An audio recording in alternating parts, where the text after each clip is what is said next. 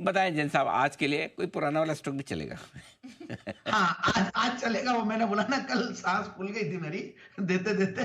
कल 16 दिसंबर से लेकर 1 जनवरी तक कंटिन्यूअसली सारे नए पिक्स दिए थे। और इस बार आज मैं वैसे दूसरी बार ही दे रहा हूं ये स्टॉक। और लास्ट टाइम दिया था 2023 नवंबर में, तो 24 में तो पूरा दिया ही नहीं, अब नया साल आ गया है।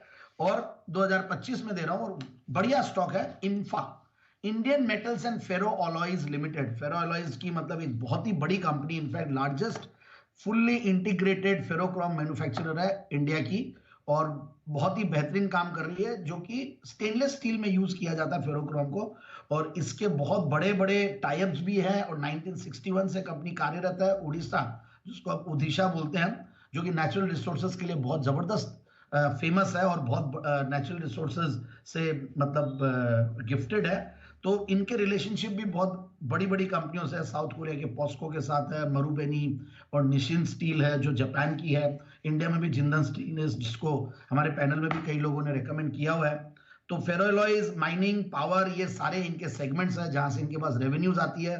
फिर मैं देख रहा था इनके वेबसाइट में, तो इनको मतलब ईईपीसी जो इंजीनियरिंग एक्सपोर्ट प्रमोशन काउंसिल है, वहां से तो काफी अवार्ड्स मिलते ही है। दूसरा जो चेयरमैन साहब है वो मिस्टर एनआर मोहंती है, पद्मश्री अवार्ड विनर, जो कि एचएएल जो हमारा हल है उसके भी चेयरमैन थे 3 डिकेड्स तक। और फिर उसके बाद एक सक्सेसफुल करियर वहां पे बिताने के बाद यहाँ पे अब वो चेयरमैन है, तो उससे भी बहुत बड़ा एक कॉन्फिडेंस आता है। जनरली हम इतना नाम सुना हुआ नहीं है ये कंपनी का, बट काम बहुत गजब का है। जैसा कि मैंने बोला, लार्जेस्ट प्लेयर है और फंडामेंटल्स भी साथ साथ उतने ही बढ़िया। और मैं सारी चीजें देख रहा था, इनके आगे भी एक्सपेंशन प्लान्स अच्छे हैं, कुछ ये लोग कैपेक्स भी कर रहे हैं। दूसरा मैं क्रेडिट रेटिंग देख रहा था, they are extremely good. In fact AA- इस तरीके का इनकी क्रेडिट रेटिंग है, जो कि कम चर्चा में आती है बट जबरदस्त है।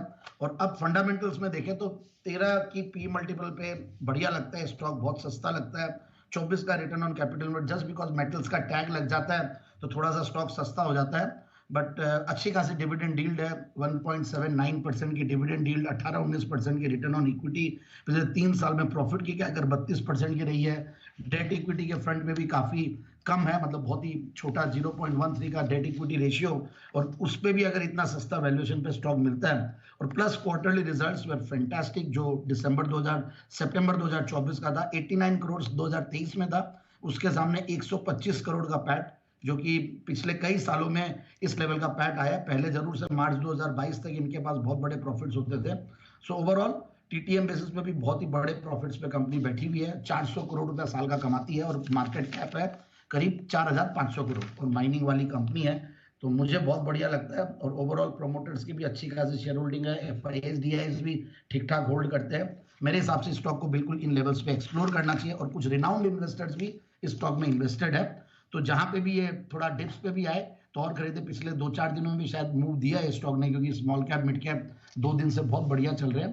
तो I think it can be a very good bet. और आराम से जो 999 का पहले हाइस बनाया हुआ है उस जिंक्स को तोड़ेगा, 1000 के ऊपर जाएगा स्टॉक। और 1090 और 1150 के टारगेट के लिए स्टॉक को लिया जाए।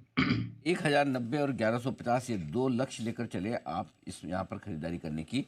इंफा, ये है इंडियन मेटल फर्रोअलॉयज, पहले इसका पूरा नाम होता था, अभी इंफा कहा जाता है। यहाँ खरीदारी करने का मौका बन सकता है आपके लिए।